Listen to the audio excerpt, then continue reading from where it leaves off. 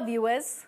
On this Sunday, on Sundays with Singhvi, we speak and try and understand about non-institutional pillars of democracy. This week we focus on federalism. We welcome on the show parliamentarian, jurist, senior advocate, Congress leader, one of the country's most known media faces, Dr. Abhishek Singhvi. Dr. Singhvi, on this Sunday with Singhvi, we need to understand what really is federalism and why, and what are the concepts and kind of federalism.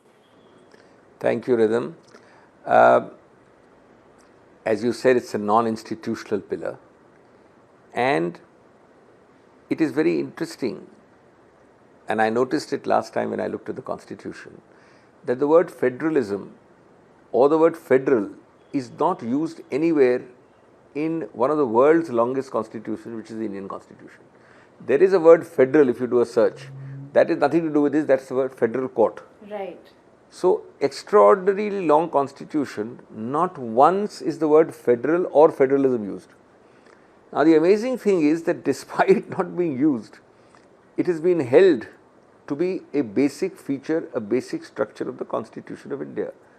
And to make it simple for your viewers, basic structure means that if I was to pass a constitutional amendment with 2/3 majority in Parliament, saying there shall be no federalism, I mean, I am just giving an example.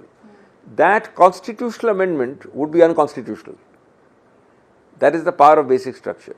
So, is it not very interesting, extraordinary that something not even mentioned in the text of the Constitution has become the basic structure of the Constitution? What is the concept, as you asked? You know, you have to start with the idea, Rhythm, of India being the most diverse spot on planet Earth. There is no more diverse spot in the jungles, in the mountains, in the hills, in the deep underwater.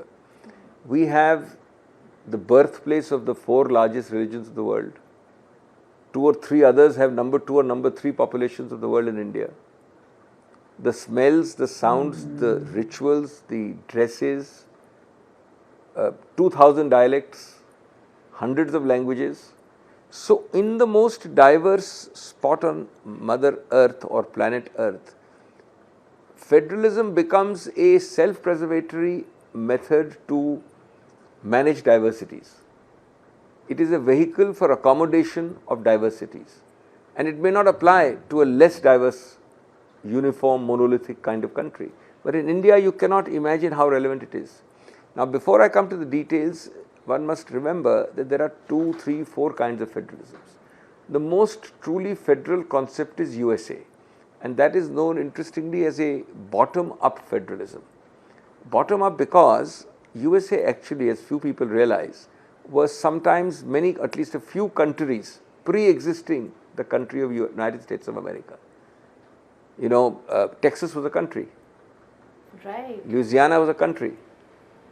Okay, I was not aware. Yeah. Now, what happened was that these countries got together, not countries, but a few countries, along with regions, got together to form the United States of America. So, they gave up their sovereignty from pre-existing countries to become a new country. So, that is bottom-up federalism. So, they still remain basically federal. The amount of devolution of power at the state level in the US is amazing, it's fantastic because it's a country by itself. And then you give up some powers to the central federal government to kind of manage the boundaries and manage defense, things like that. India, and that is why the debates are very interesting. The Federalist Papers are the greatest source of legal, philosophical reading. The Americans were extremely worried about the concentration of power in a central single authority because they had seen the British autocracy and dictatorship.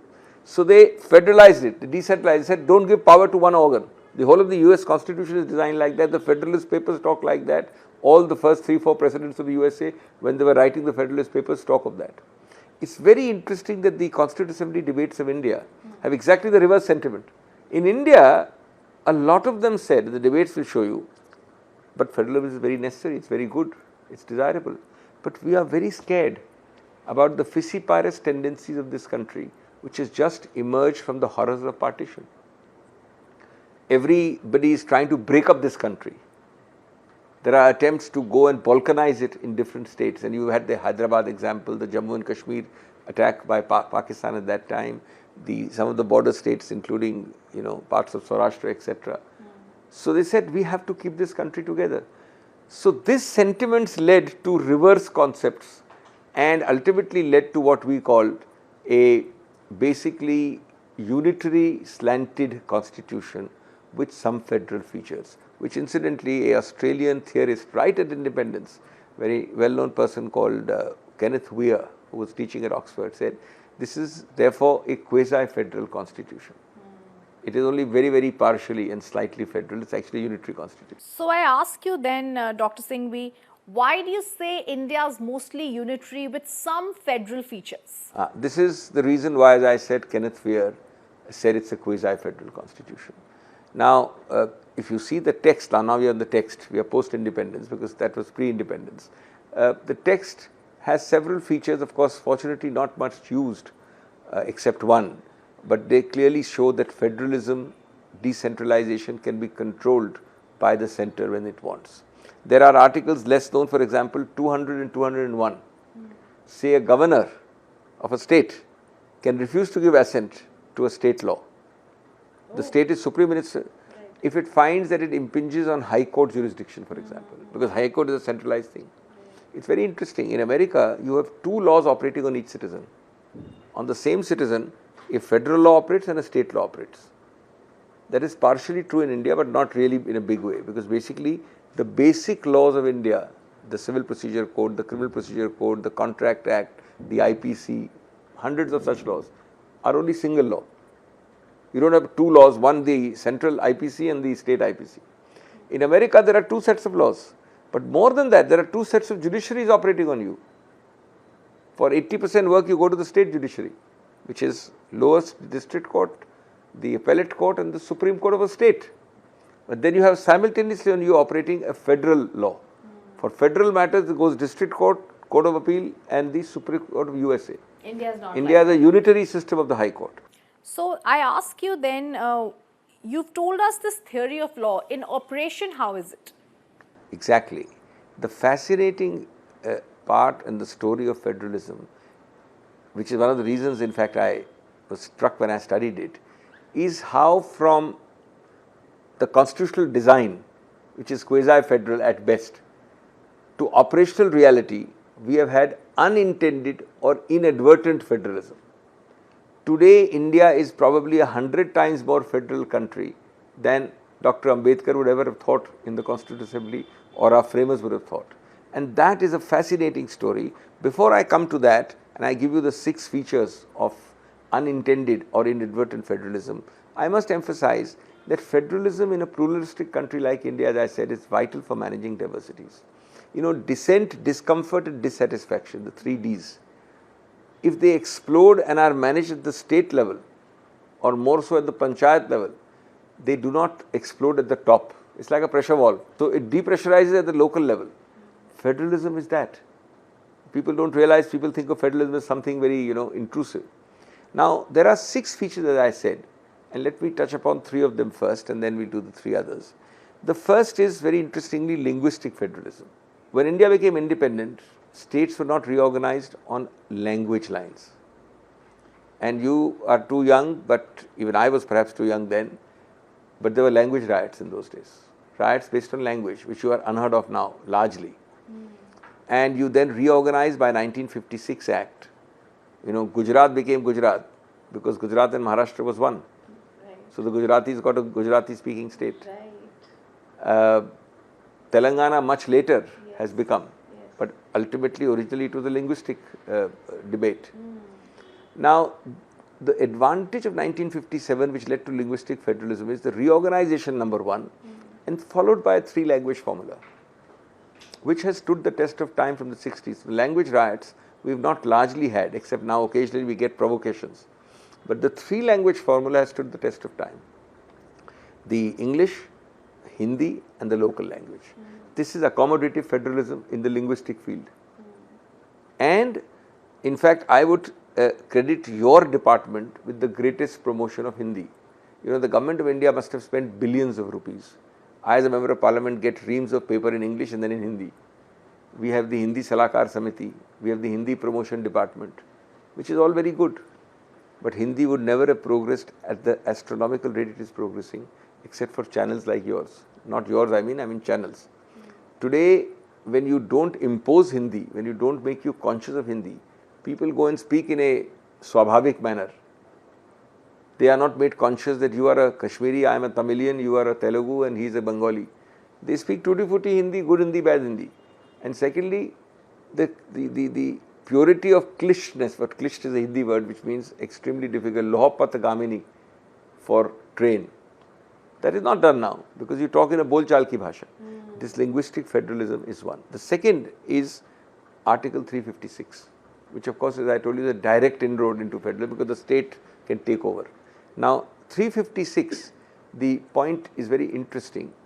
We had 100 356 or 99, I think, pre-2000. Guess how many have happened after 2000? We are now 2022. Not even 10 or 15 in 22 years. Oh. Why? Not because governments are more responsible. Every central government wants to take over as a state government where it can. Don't think it's about political color or self-restraint or increased responsibility. It's because after Bommai, which is a judgment of 1994, courts have started acting swiftly and to the last mile. You know, Ramakrishna Hegde started Bommai. He won Bommai after 3.5 years, by which 3 governments had changed and his entire victory was just a declaratory relief, just a formal relief. He never got relief actually. Today, if I, the central government, take over your state, the courts, if it is illegal, move in swift, fast. As you know, I did the Karnataka midnight case. I remember. I was about to speak about that. 2 Karnataks, 1 Maharashtra. Yes. So when federalism or toppling governments or electoral thing through, you know, no confidence, etc. is done, last 15 years after Rameshwar in Bihar, which is early 2000s, 2003 or 4, you've had a series of judgments which have acted swiftly. And if rhythm state government is removed by Singhvi central government in error, or Uttarakhand also I did, or wrongly through malfeasance, then rhythm is restored within a few weeks or months. Yes. That is judicial review is the second reason of what is called, I would call, judicially induced federalism.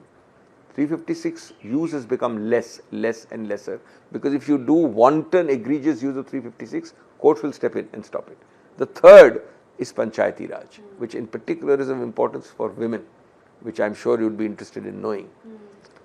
As a member of parliament now in my 3rd term, I will be 18 years by 2024. Whenever I go to Rajasthan for my first 12 years, and now lesser but to Bengal, the person sitting across the table for MPLAD funds, which are the funds we can give for development at the panchayat or the other levels, invariably is a woman. You have 50% reservation there. And I don't know the latest figure, last count around 2 million women were panchayat heads or office bearers. Now, it is true that in the original dispensation, people used to make jokes that these are wives, sisters, mothers, Correct. or other relationships of women with men, and they are therefore proxies with hardly any power. It's changed completely. Today, after what, 92, 93, we are now 30 years down the line. The women over the years, because of forced reservation, have started exercising power. And these panchayats do what? They do, यहाँ bridge बनेगा कि नहीं, यहाँ school बनेगी कि नहीं. They have a lot of powers. So that is led to women empowerment, but that's not the point. The point is Panchayati Raj itself is decentralization. And people don't realize this. There is a list, a Schedule 7 of the Constitution, which says center has these powers, state has these powers, and list 3s both have the powers. Well, people don't know there is a Schedule 11 and 12, which says that the states are obliged to devolve similarly in the same model powers to the Panchayat. And that is effective decentralization at the grassroots. What else is federalism?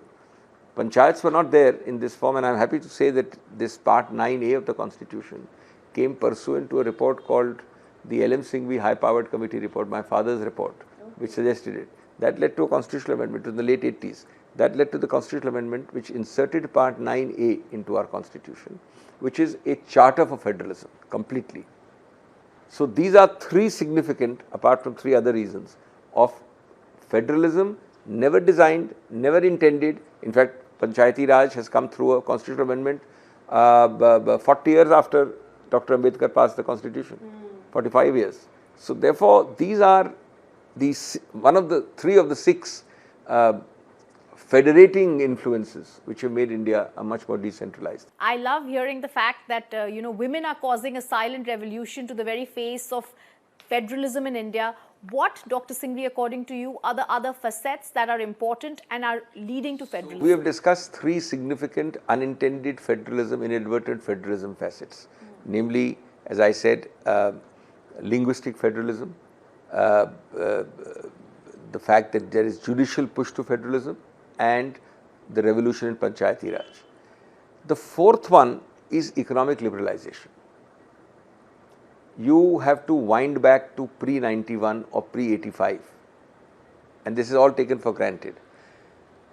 A chief minister of a state, if he wanted to do a road show to earn money, to raise funds for his state, had to take permission from the central government. A cabinet minister of the government of India and a chief minister of a state are equal in rank. But do you know now, after the economic liberalization, the Rajiv Gandhi era of computers and all in 85 transparency, and the Narasimha Rao era of 1991 of delicensing onwards, Dr. Manmohan Singh is finance minister. The result is that a chief minister, the cabinet minister of a central government is probably 1/3 as powerful as the chief minister of a state. If you are an industrialist in Bombay, you would have to run to Delhi every week in the old days. Most things today are decided at the state level because the powers are delicensed. So economic liberalization, I am giving you simple examples, are significant decentralizing influences and have increased federalism. The federalism needs to go further from the chief minister of the state to the panchayat level. There it is not so much because they are much more jealous of their power. But the decentralization of central government to state level has occurred much more. That's the fourth. The fifth is fiscal federalism, probably one of the most important of my list of 6. Fiscal federalism, you must realize, at the end of the day, you call the shots depending on how much money you have. At the highest for decades, now you know that the money which goes to the states are from 2 or 3 sources. One is from local collections, but the principal money is from grants by the central government, or second by shareable revenues. So every rupee you pay to the central government, in most of the taxes they get, there is a shareable component which the central government has to share with the state. Secondly, there are grants which the central government can outright give. And third are some other kinds of collections. Now, at the best of times, the amount of money the states got from the central government did not exceed 30% of the total kitty of 100 rupees. Do you know the figure now? This is just in about 25-30 years. Figure now is 43 to 44%, bound to touch 45 in the near future. So you are roughly at 43 to 45%, and I don't see the day very far where 50% of the resources, there are lakhs of crores of rupees, have to be devolved to the state. Now, there was always a mechanism for this. It's a very complicated exercise. Our constitution created in certain articles a body called the Finance Commission of India. The job of the Finance Commission is to decide every 3 to 4 years by formulas that each state shall get so much of taxable shareable revenue, so much of grants, etc. It is done on a methodical basis. I mean, there are various criteria of population, this, that, competence. But the basic point is that of the total 100 rupees with the central government, 43 to 45 rupees goes to you at the state level. Is this not fiscal federalism? Absolutely. Is this not revolutionary for the guy who gets it? And then to this you must add, despite the opposition of the current government, they have adopted it like their own child. What is that? The biggest revolution of fiscal federalism occurred when we proposed and drafted, and was opposed for a long time but passed with great elan and pomp and show by this government, GST. GST does what? States had so many taxes. It now centralizes them into one fold, GST. But then, that is not federal, that's the reverse of federal because centralized it. But then what does it do? It arranges for a GST council, which is the most federal body you can imagine, of state finance finance ministers of each state with the central finance minister sitting together and deciding everything. So for example, today you have 5 slabs, 27, 24%, 18%, 50%. Now whether there should be only 3 slabs, that federal council will decide, where everybody is equal. State doesn't have a veto power. Then you will share because you've taken away state taxes, so you have to give money back to them. Right. So you will give them money in what proportion and when and how much, that council will decide. So this is operational federalism, never envisaged when the design of the constitution was structured. Now it has problems. GST was implemented in haste. In fact, this government opposed it tooth and nail when they were in the opposition. But today it is a federal landmark which has come to stay. It is a federal victory which is unprecedented. Which brings me, Rhythm, to my last inadvertent, unintended federalism point. And that is the point of political federalism. Again, we in the drawing rooms of Delhi or in the so-called intellectual, of course the current phrase in fashion is Lutyens Delhi, tend to think of coalition governance as inchoate, as messy, chaotic.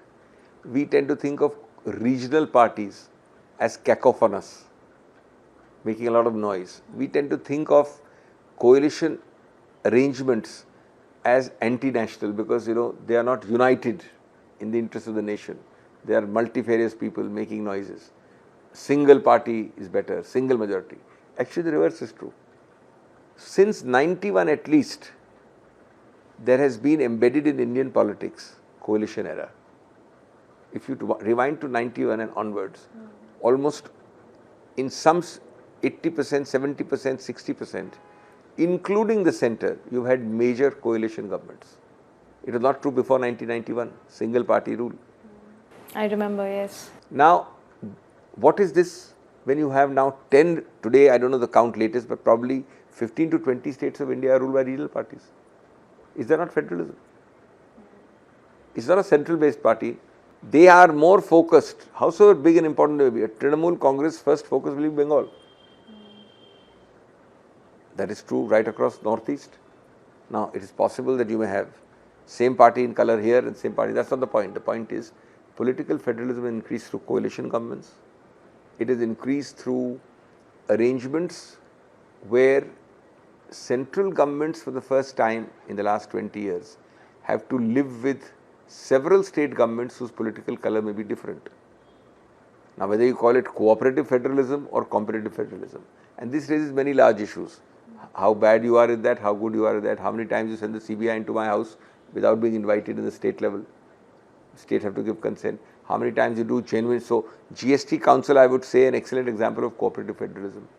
Rampaging agencies into law and order situations of the state would be negative part of non-cooperative federalism.